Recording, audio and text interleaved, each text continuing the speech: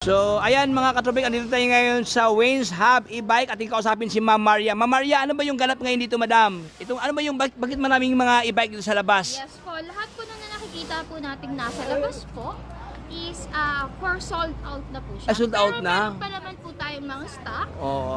Ito po is for delivery na po For siya. delivery. So, ibig Ayan. sabihin, yung lahat ng naka-display dito Oo. is for delivery. For na po. delivery na, yung mga ganyan, yung mga four-wheel. Di ba ito yung binili ni Ma'am Team Kabugok? Yes po, Ayan, si Hercules. Hercules. Ayan, meron silang 3 wheels na ganito. Magkano ganito, madam? Ganito, ma'am? Ito po is 36,500.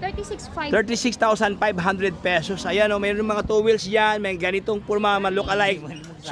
Look-alike Sondero Honda, no? Mayroong 3 wheels dito.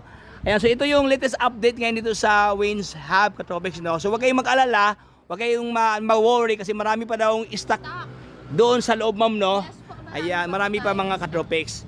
Ayan, oh, so ating pasalan, Katropics. Thank you, madam, ah.